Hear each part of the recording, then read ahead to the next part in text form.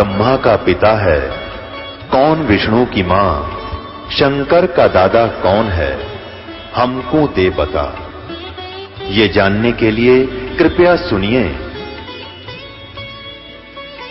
जगत गुरु तत्वदर्शी संत रामपाल जी महाराज के अमृत वचन सर्व पवित्र धर्मों के पवित्र शास्त्रों के आधार पर परमात्मा क्या बताते हैं कि ये चातुर प्राणी चोर हैं और मूड मुग्ध ठोठ, ये संतों के निकाम के, इनको दे गड़जोट।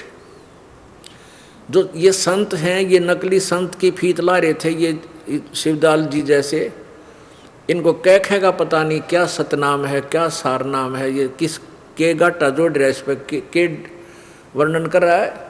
और ये परम संत हजूर और परम धनीर कितनी बड़ी पदवी पाकर करोड़ों पुण्यात्माओं को नरक के रास्ते लगा के चला गया, वो सुनने को तैयार नहीं।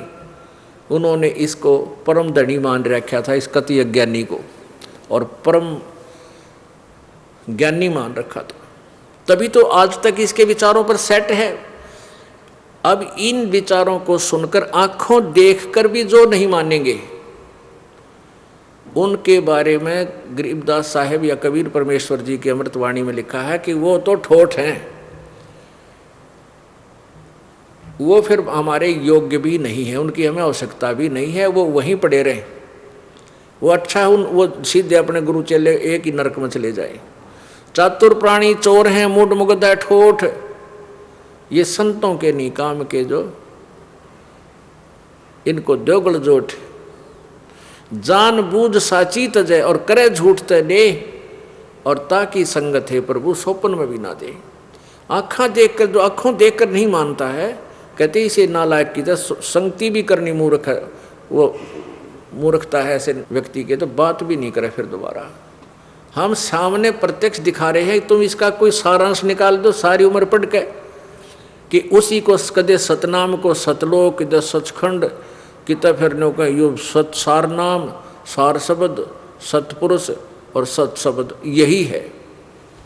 जिसने जीवन में कार देखी, ना ड्राइवर देखा, ना पेट्रोल देखा, ना कोई सड़क और शहर देखा, और किसी पुस्तक में पढ़ ली, वह पढ़नी भी ढंग से ना आई उसने, नहीं पढ़ ठीक ले तो भी आदमी कुछ बात लवा ला दे,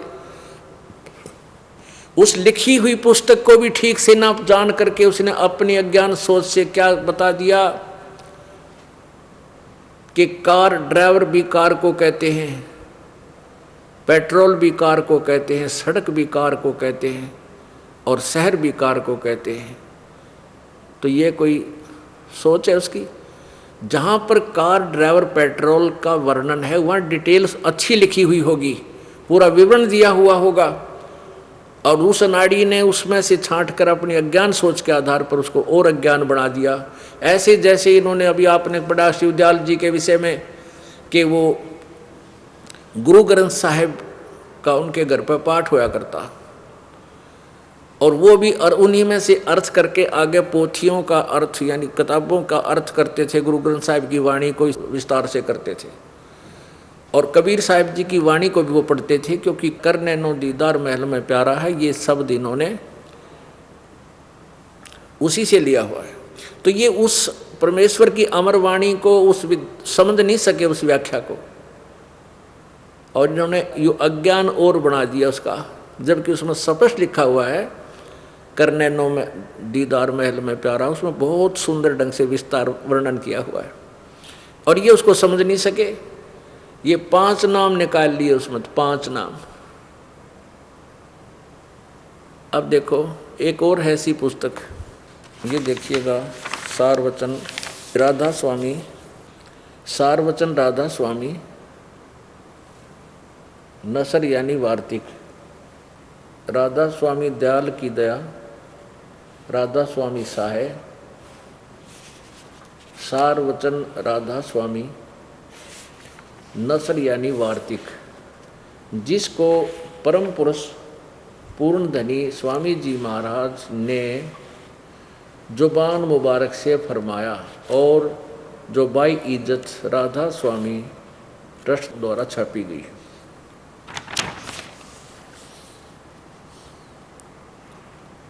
प्रकाशक हैं राधा स्वामी ट्रस्ट, स्वामी बाग, आगरा।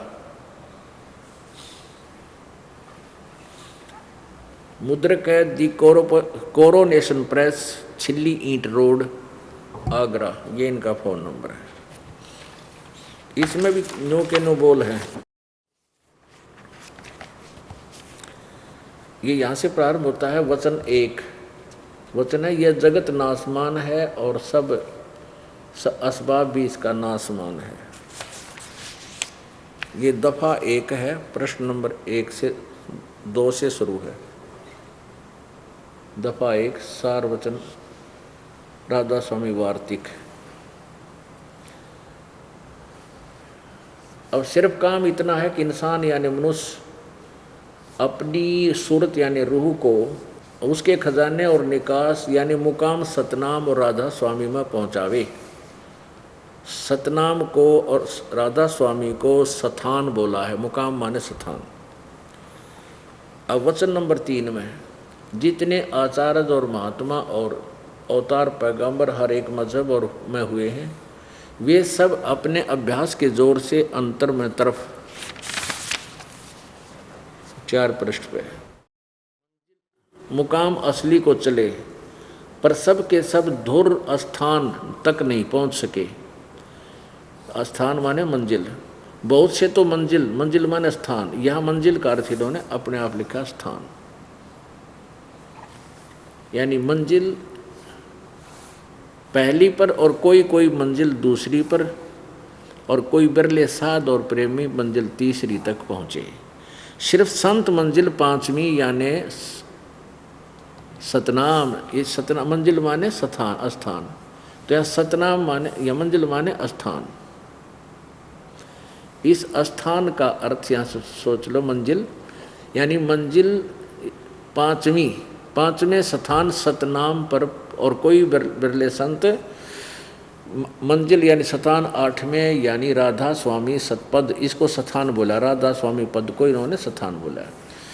अब ये 5 नंबर पृष्ठ है और राधा स्वामी सारवचन राधा स्वामी वार्तिक है ये, और भाग पहला चल रहा है। वचन नंबर 4 ये गीता की तरह श्लोक रखे न फिक्स, इनमें कोई परिवर्तन नहीं कर सकता। अब समझना चाहिए कि राधा स्वामी पद सबसे ऊंचा स्थान है, आप पे कह दिया मुकाम है, और यही नाम सतकुल मालिक और सच्चे साहेब और सच्चे खुदा का है। आह, यो राधा स्वामी स्थान भी है, यो ये नाम है। दिल्ली प्रधानमंत्री का नाम भी है, दिल्ली स्थान भी है। ये ऐसा वर्णन समझो इनका।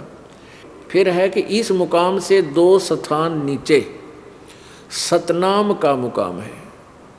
सतनाम को वहाँ स्थान बोल रहे हैं, स्थान का स्थान है इनके शब्दों में, स्थान का स्थान, मुकाम सतनाम का मुकाम, मुकाम का मुकाम है, जिसको संतों ने अभी सतनाम की वेरी आगे डिफाइन कर रहे हैं, इसके आगे बता रहे हैं परिभाषा। सतनाम जिसको संतों ने, इस सतनाम को यहाँ तो मुकाम बता ही दिया, सतनाम का मुकाम है ये। सतनाम 5वीं मंजिल सतनाम है, और यहाँ कहते सतनाम का मंजिल का मुकाम है। सतनाम को, इस सतनाम को डिफाइन किया जिसको संतों ने सतलोक, सतनाम को सतलोक भी कहते हैं, सचखंड भी कहते हैं, सार शब्द भी सतनाम को कहते हैं, सत शब्द भी, सार शब्द भी और सत शब्द भी सतनाम को कहते हैं, और सतनाम को सतनाम भी कहते हैं, और सतपुरुष भी सतनाम को ही करके बयान किया है, ऐसे कहते हैं। पुण्यात्माओं, इन 5 नामों को जो शिवदयाल जी ने आगे ये अपने अनुयायियों को दिया, ये बबूल का बीज, इसके परिणाम स्वरूप इसने स्वयं भी इन 5 नामों का जाप किया, जिसके परिणाम स्वरूप ये भूत बना। पुण्यात्माओं, कहते हैं प्रत्यक्ष को, प्रत्यक्ष आपको दिखा देंगे जैसे उनके द्वारा लिखे हुए, तो फिर अन्य प्रमाण की आवश्यकता नहीं होनी चाहिए। बुद्धिमान को तुरंत चाहिए कि त्याग दे उस सब ऐसे नरक के रास्ते को और स्वीकार करे उस परम पिता परमात्मा के मार्ग को। ये देखिएगा जीवन चरित्र स्वामी जी महाराज ये राधा स्वामी महाराज, राधा स्वामी ट्रस्ट स्वामी बाग आगरा से छपा है। कति उसके मूल स्थान से प्रकाशित है जहाँ वो रहा करते थे। और इसका लेखक भी उनका छोटा भाई है, स्वामी जी का छोटा भाई। राधा स्वामी दयाल की दया, राधा स्वामी सहाय, जीवन चरित्र। स्वामी जी महाराज लेखक हैं लाला प्रताप सिंह सेठ उर्फ चाचा जी साहब। ये शिवदयाल जी के भाई थे, छोटे भाई। प्रकाशक है राधा स्वामी ट्रस्ट स्वामी बाग आगरा से, सर्वदा सुरक्षित है, प्रकाशक द्वारा सुरक्षित। ये कहाँ से छपा है? 17वीं बार है, 5000 2006 में लेटेस्ट प्रकाशन है ये, 2006 का। और राधा स्वामी ट्रस्ट स्वामी बाग आगरा। मुद्रक है अर्पण प्रिंटरी, राधा स्वामी चैम्बर, भालेज रोड, आनंद। ये इनके फ़ोन नंबर है। और ये हैं परम धनी जी शिवदयाल जी महाराज। ये राधा स्वामी, अब पहले तो राधा स्वामी स्थान कहे थे, भी इनको राधा स्वामी कहे हैं। ये परम पुरुष पूर्ण धनी हजूर स्वामी जी महाराज, इनके बारे में यहाँ डिटेल दी है। राधा स्वामी दयाल की दया, राधा स्वामी सहाय, जीवन चरित्र, परम पुरुष पूर्ण धनी स्वामी जी महाराज। परम पुरुष पूर्ण धनी कुल मालिक राधा स्वामी के अवतार महाराज स्वामी जी की, जिन्होंने अति दया करके अपना कुल भेद प्रकट किया। वे जो राधा स्वामी पंथ के नाम से मशहूर है। कौम खत्री सेठ, शहर आगरा, मोहल्ला पन्नी गली में संवत 1875, संवत 1875 यानी सन 1818 भादोबदी अष्टमी के दिन वक्त 12:30 बजे रात के प्रकट हुए। और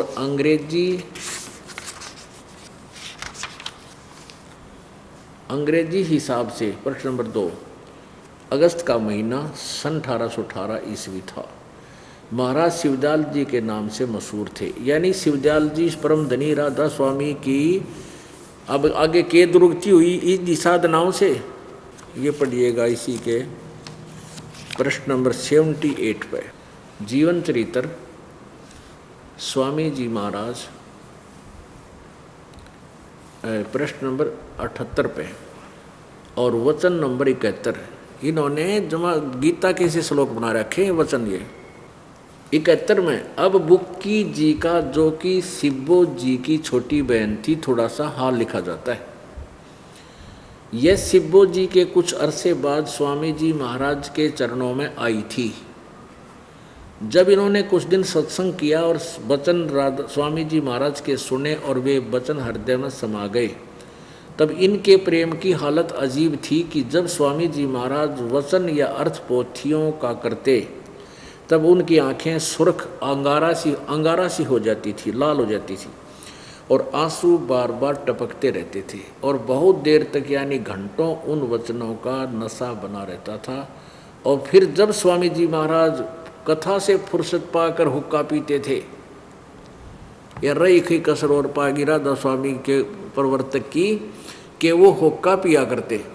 अब एक और ख़ास बात इसमें लिखी है कि ये राधा स्वामी अर्थात शिवदयाल जी जब कथा करके हुक्का पीते थे,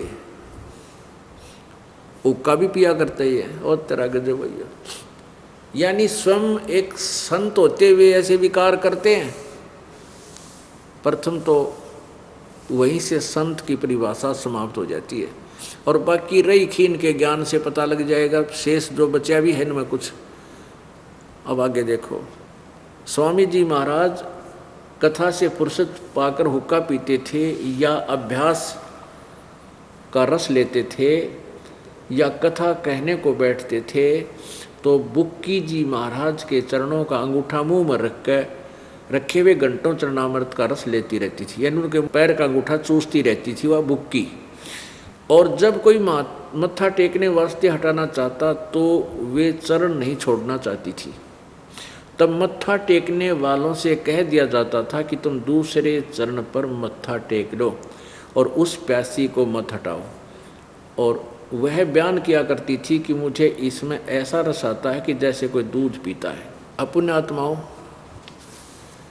ये राधा स्वामी के भोले श्रद्धालु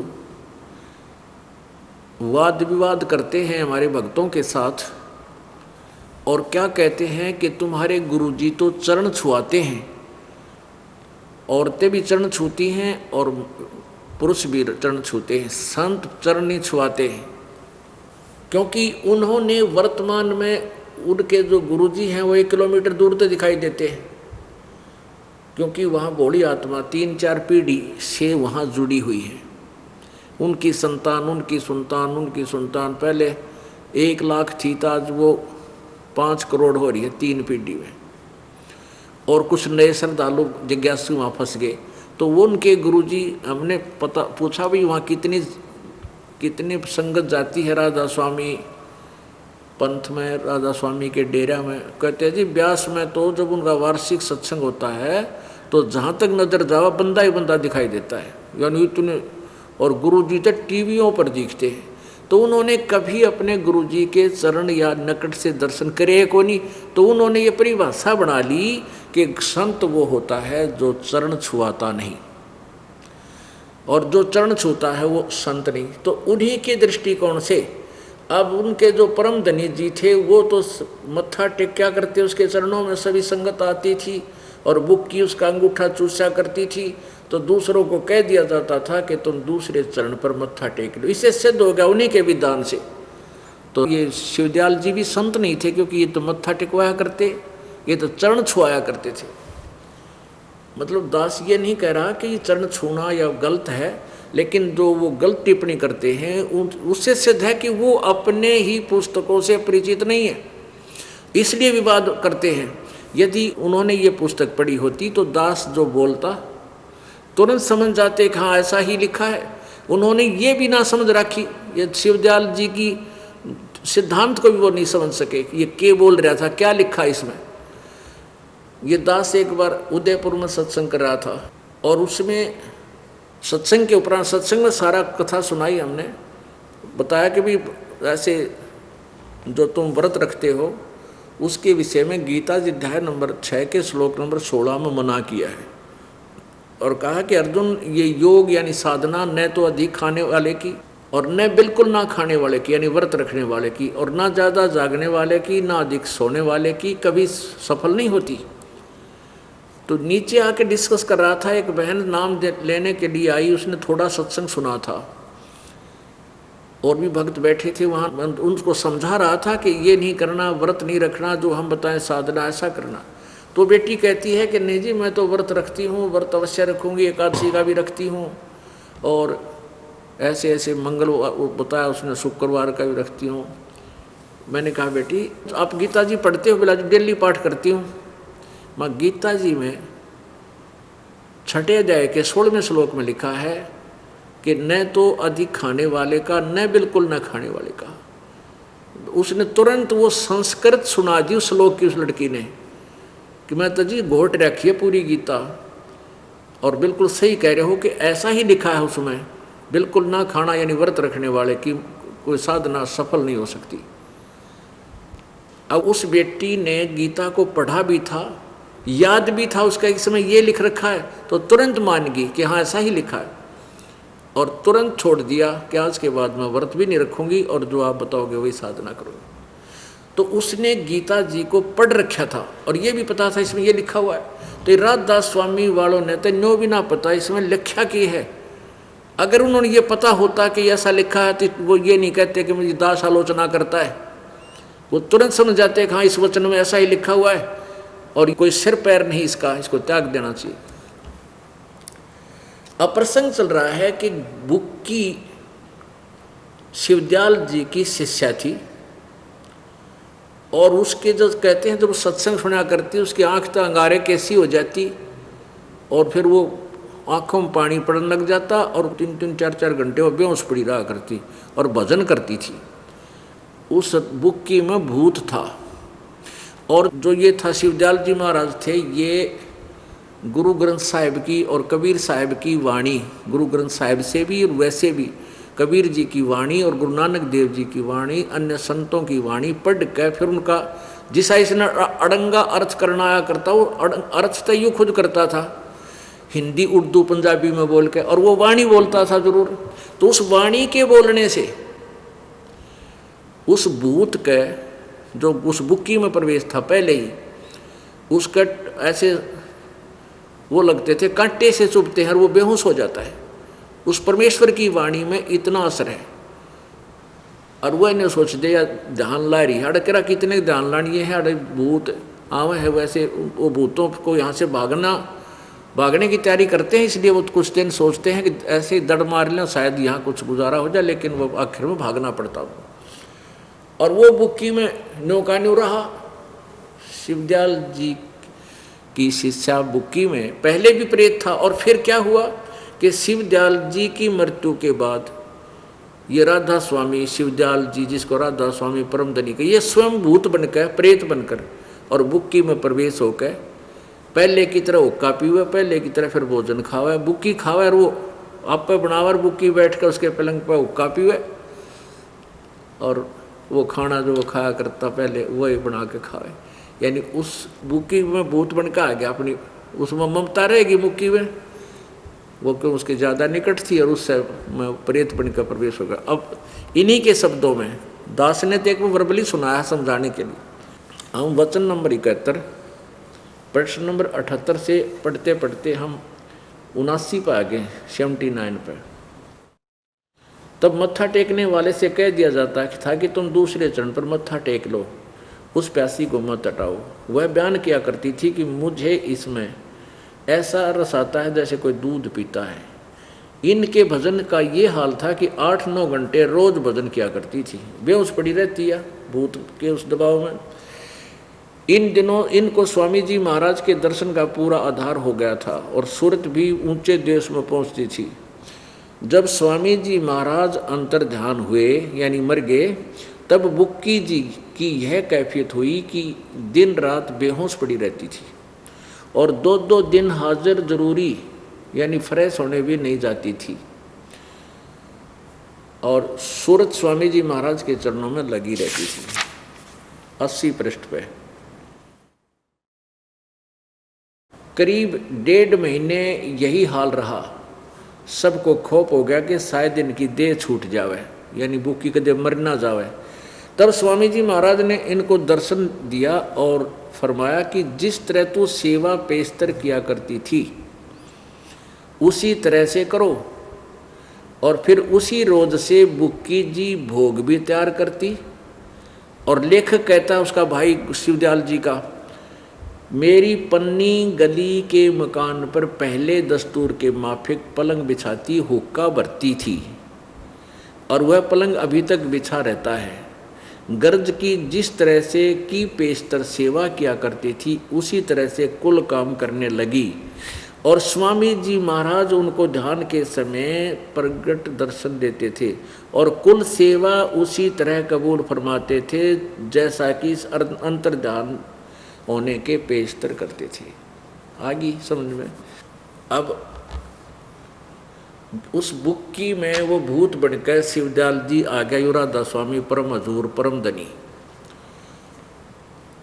और बुक्की से कहा कि तू उसी तरह रोटी बना जिस तरह मेरी पहले खाना बनाया करती, ओ कब्र कर दिया करती।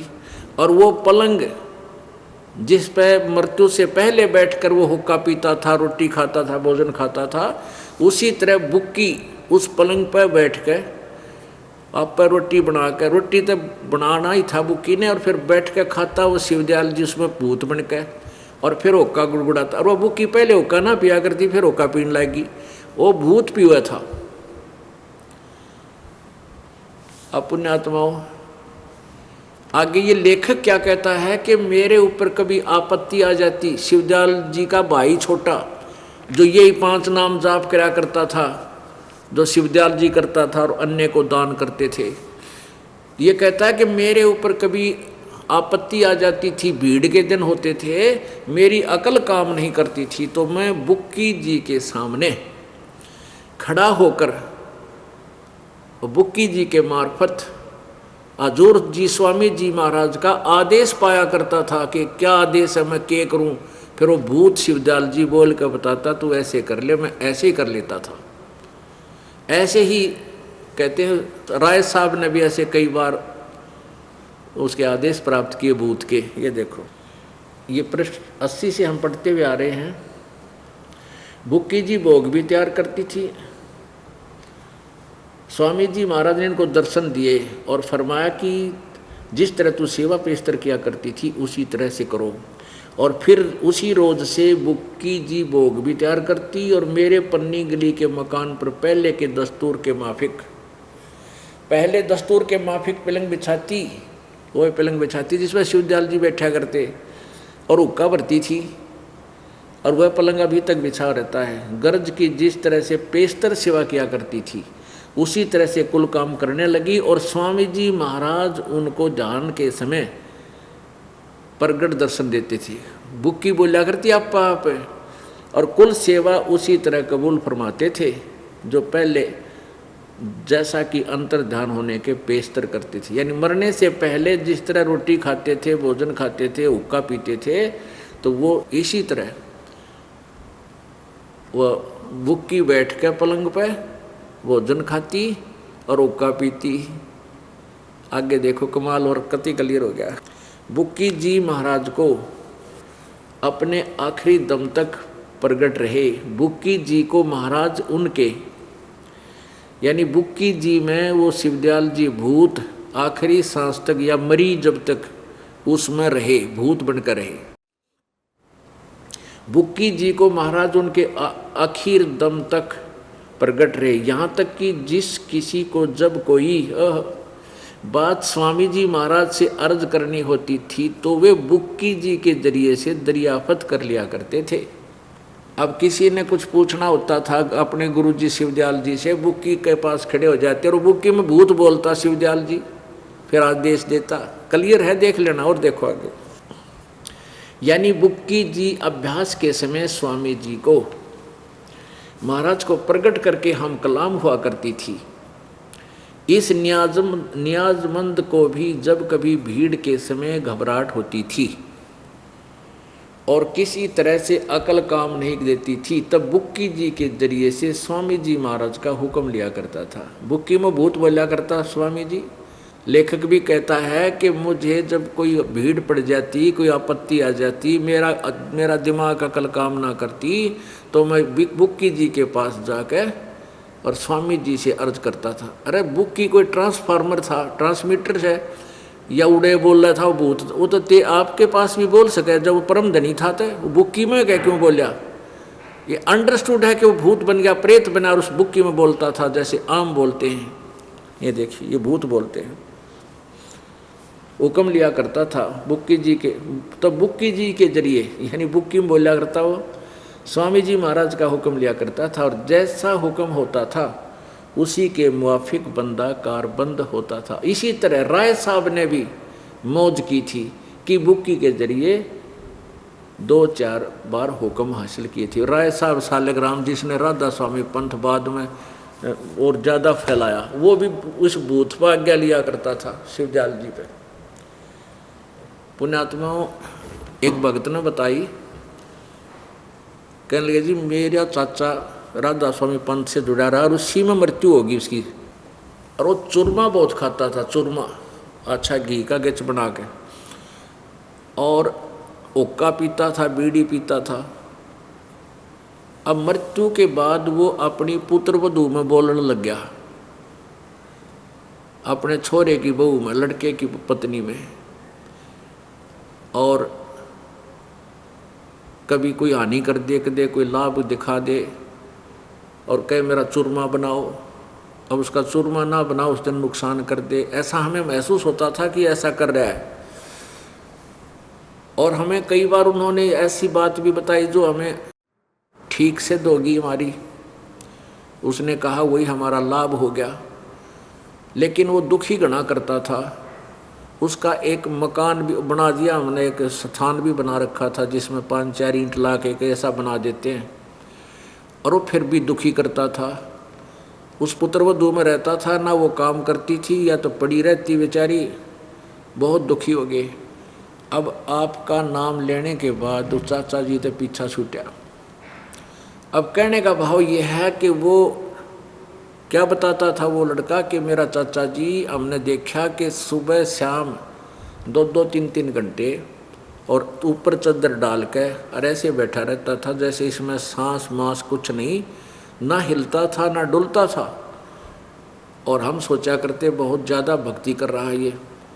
अब आपने बताया कि वो भूत बना हुआ था, वो तो प्रगट था हमारे, हमने पता लग गया कि वो भूत बन रहा था।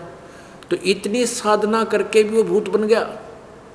और उसके लड़के की पत्नी वो हुक्का पीवे, बीड़ी पीवे, और वह कदे छुआ भी नहीं करती थी क्योंकि वो भूत पिया करता उसमें। फिर तो कहने का भाव ये हो गया पुण्यात्माओं, जो साधना इन नकली संतों ने आप जी को बता रखी है, ये आपके जीवन का नाशक है, आपके अनमोल जीवन को बर्बाद कर रहे हैं ये। ठीक है, जब तक तुम्हें ज्ञान नहीं था तो वो तो गए सो, वो तो बिगड़ गई कहानी उनकी, तो वो तो कोई इलाज है नहीं। लेकिन अब आप जी तो इस मार्ग को पहचानो और यथार्थ भाव से इसको ग्रहण करो। अब प्रसंग चल रहा है कि हमारे जो सदग्रंथ है वो हमारा सिलेबस है। सदग्रंथ कौन कौन से हैं? जैसे परम अक्षर ब्रह्म सच्चिदानंद घन ब्रह्म की वाणी, 5वां वेद कबीर वाणी,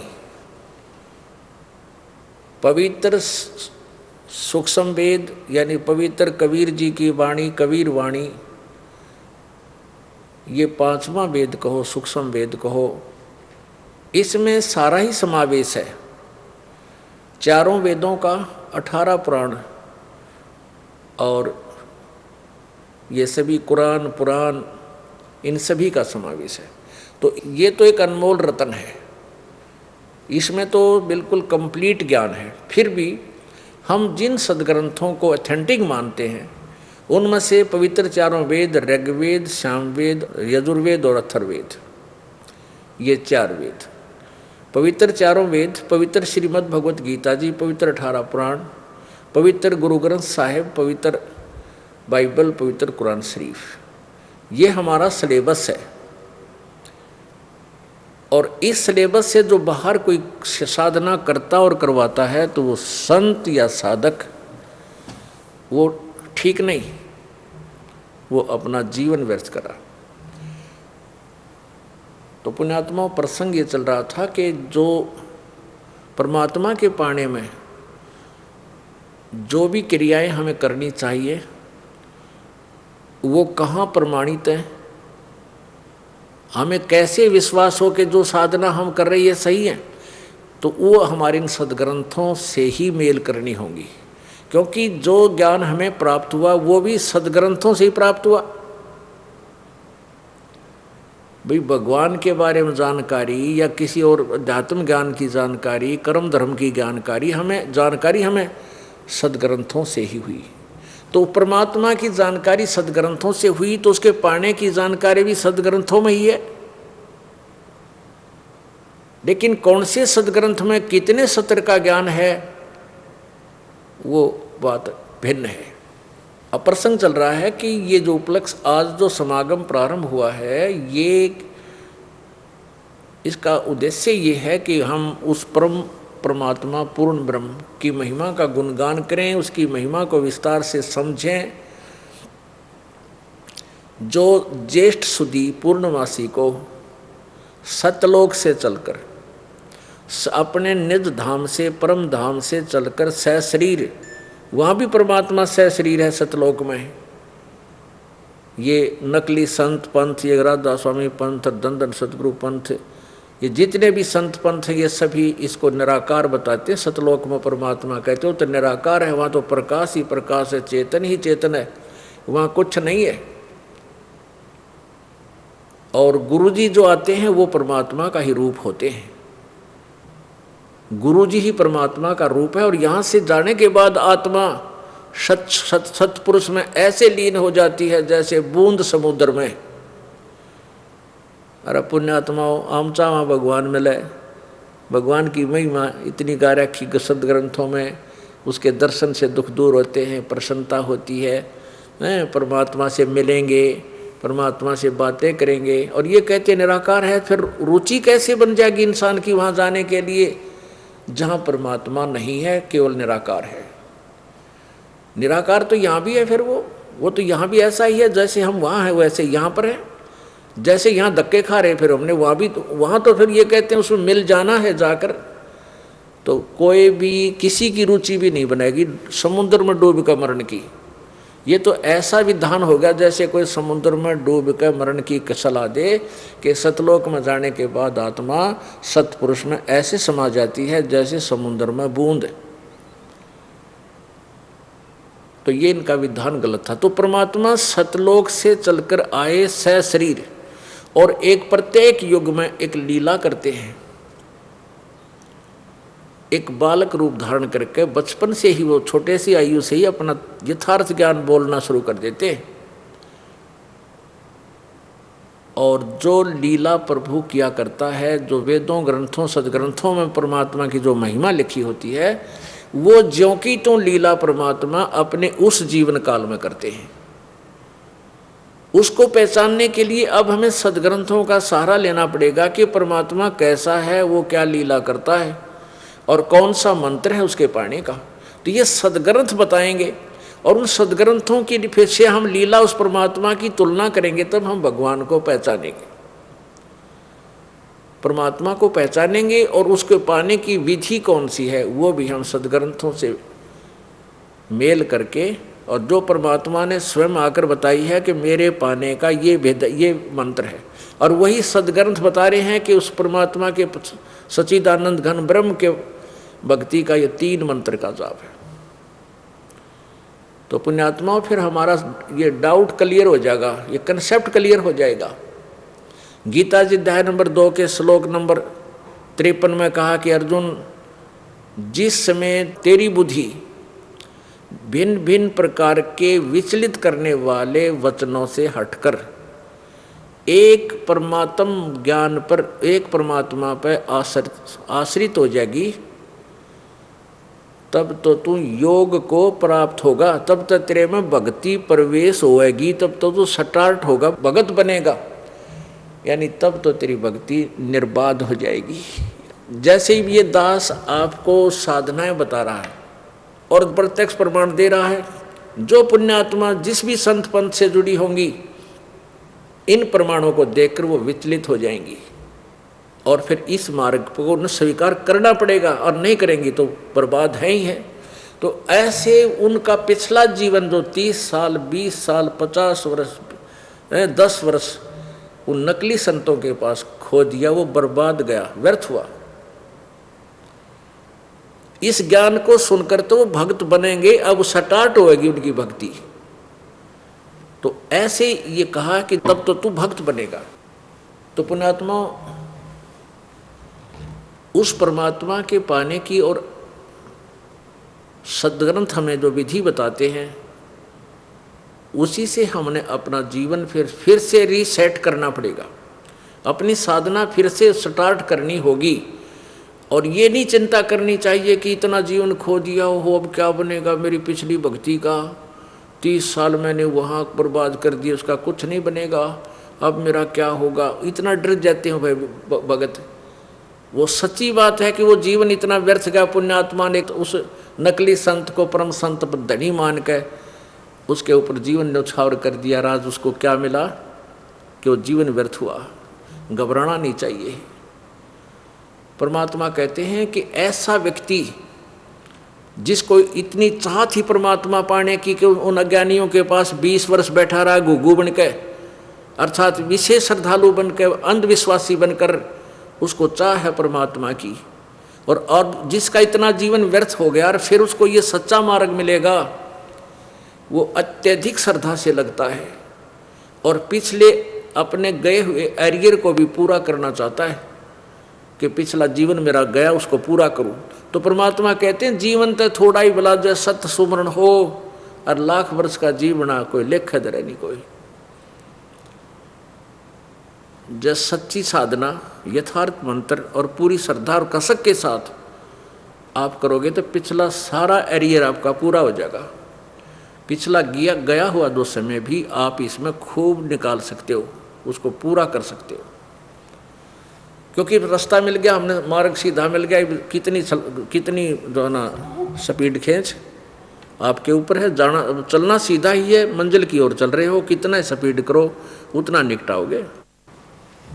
तो प्रसंग चल रहा है कि जैसे सदग्रंथों में वर्णन है परमात्मा के पाने का 3 मंत्र का जाप है। गीता जी अध्याय नंबर 8 के श्लोक नंबर 1 में गीता ज्ञान दाता से अर्जुन ने पूछा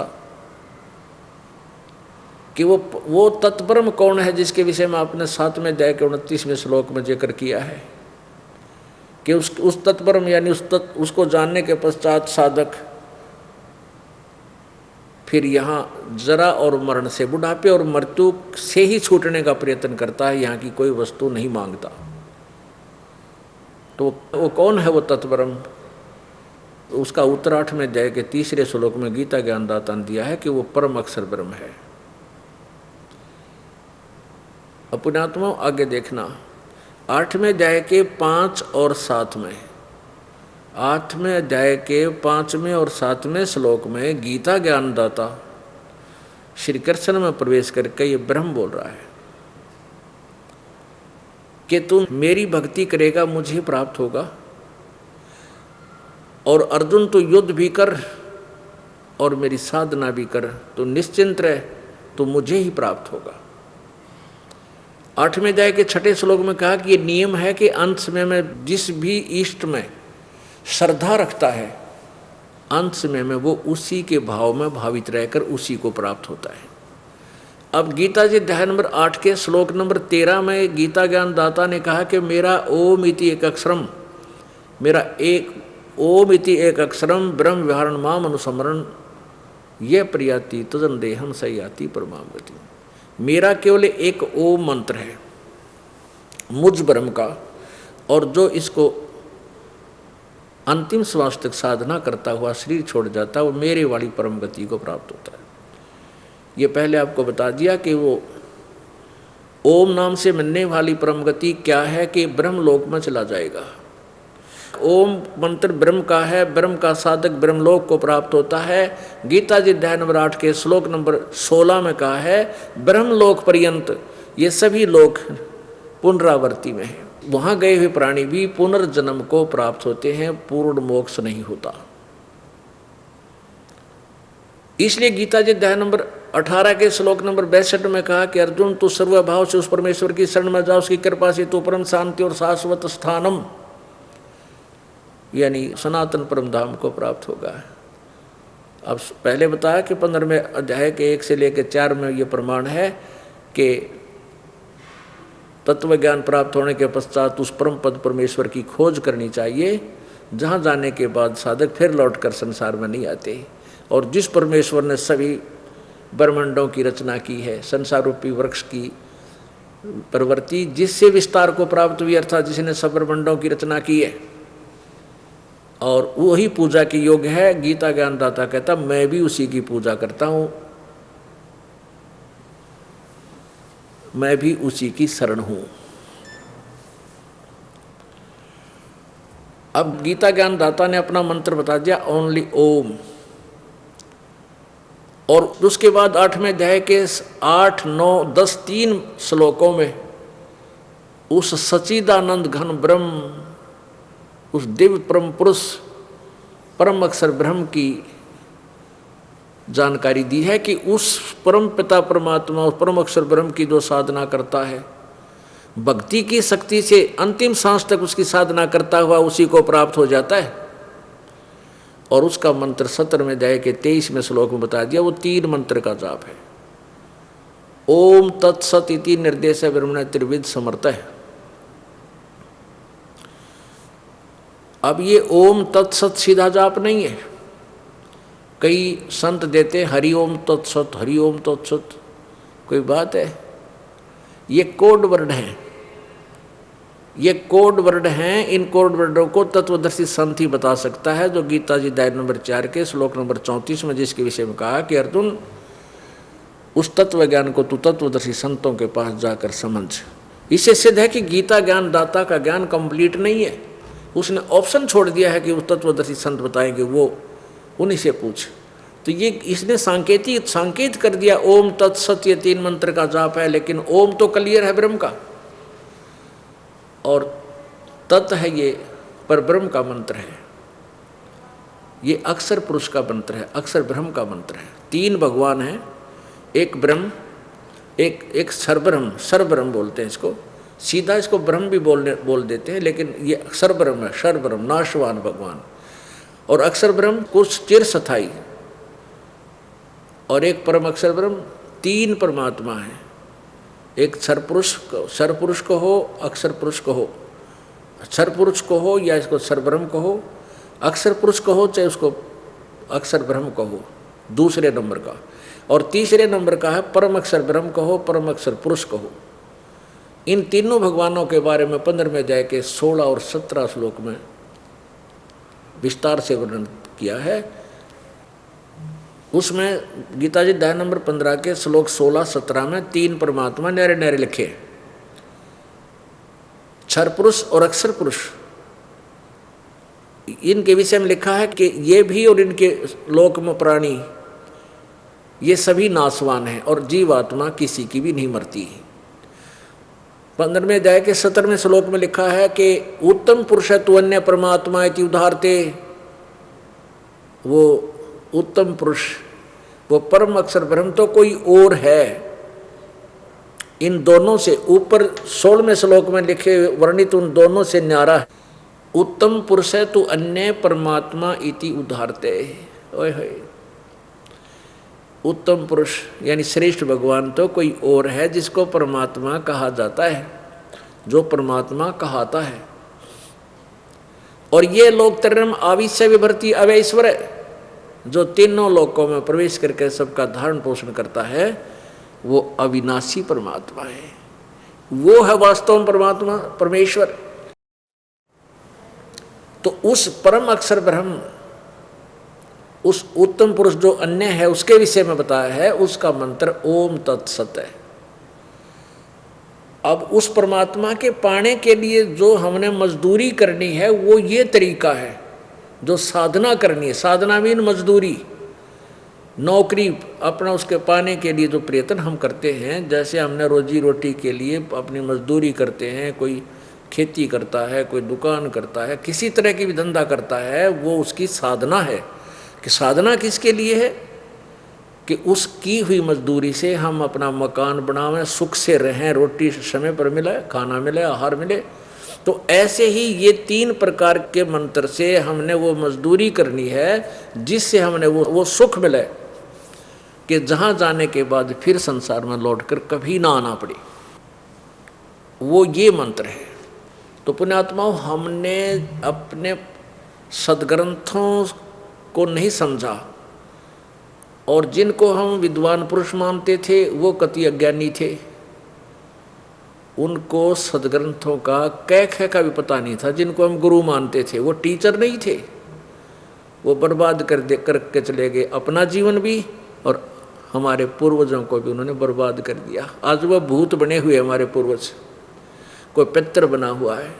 अब कहते हैं उनके श्राद्ध निकालो, उनके श्राद्ध निकालो, उसके 100 पाखंडा में ला दिए। वो मृत्यु होने वाला मृत्यु को प्राप्त हो चुका है, वो कोई अन्य योनि में चला गया है, कोई प्रेत बना है, या प्रेत से कोई दूसरी योनियां भी भोग रहा होगा। और अब पीछे तो वो अनाड़ी और दुरुपयोग करते रहे, हमारे पूर्वजों का शोषण करते रहे कि तुम्हारे पिताजी को ऊपर स्वर्ग में दूध नहीं मिलता, तेरे पिताजी को स्वर्ग में आहार नहीं मिलता। अरे भले आदमियों, एक तरफ तो कहते हो स्वर्ग में किसी चीज़ का अभाव नहीं, फिर कहते हो तुम्हारे पिताजी को स्वर्ग में दूध नहीं मिलता, वहाँ कपड़े नहीं मिलते, तुम 500 कपड़े हमें दो, और फिर तुम्हारे पिताजी के पास पार्सल करेंगे। कितना मूर्ख बनाया करते थे। जिसको स्वर्ग कहते हो और वहाँ हमारे पिताजी को कुछ नहीं मिल रहा। इतनी बुद्धि भी हमने काम नहीं करी। हम श्रद्धालु थे, हम अपने माता पिता के लिए कुर्बान थे कि हमारे पिताजी वहाँ भूखे हैं तो पता नहीं क्या पहुँचा दें उनके लिए। और वो पेट भर अपना भी विनाश कर गए, अपने जीवन को बर्बाद कर गए, अपने परिवार को नष्ट कर दिया, क्योंकि दूसरों को ठग कर जो आहार बच्चों को खिलाया जाता है उनके विनाश का कारण बनता है। और साथ में हमारे पूर्वजों को भी उन्होंने नरक भेज दिया। एक समय इतने भोले थे हमारे पूर्वज, एक व्यक्ति ने का लड़का हो गया, एक व्यक्ति का लड़का हो गया। उसकी माँ बोली भाई होम करानी है, और पंडित जी ने बुला के,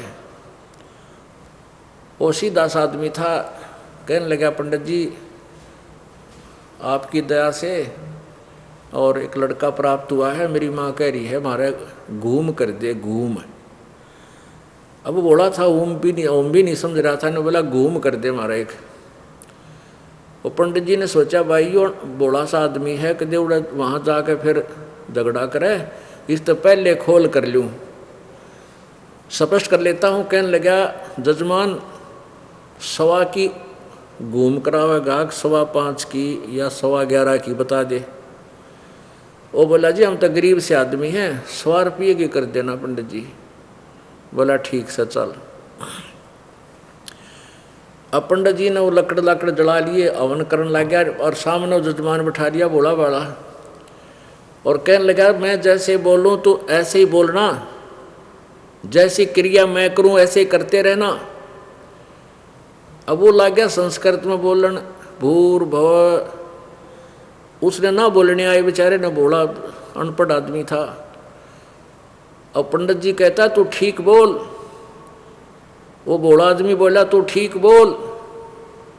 पंडित जी बोला मैं तुझे कह रहा हूँ, वो बोला आदमी बोला मैं तुझे कह रहा हूँ।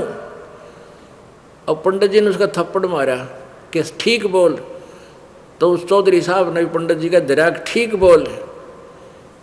अब कहने का भाव यह है कि दोनों ऐसे जफ्फा कुश्ती, वो पंडित जी नीचे घेर लिया उस जजमान ने, तगड़ा था, और वो पंडित जी छुटाने के लिए उसका मुक्के मारा, तो वो जजमान भी पंडित जी का मारा।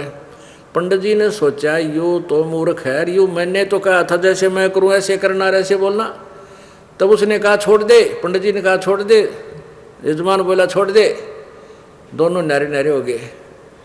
तब वो जजमान बोला कि पंडित जी ये तो मेरे सुथरे दिन थे कि मैंने 100 रुपये की घूम करा ली, जय 11.15 की करवा लेता था, दोनों मर दे आपा। उस भोले आदमी ने सोचा कि ये मुक्का ये सारा इस घूम में आ गया, कि ये सारा ही प्रक्रिया घूम की होती है। तो इसे तो ये हमारे गुरु थे, इसे हम अनजान व्यक्ति विद्यार्थी तो भोला होता ही है, और टीचर आप देख रहे हो किसे थे हमारे गुरु जी, और ये आध्यात्मिक मार्ग के मार्गदर्शक जी ने बैठा दिया मानव समाज का।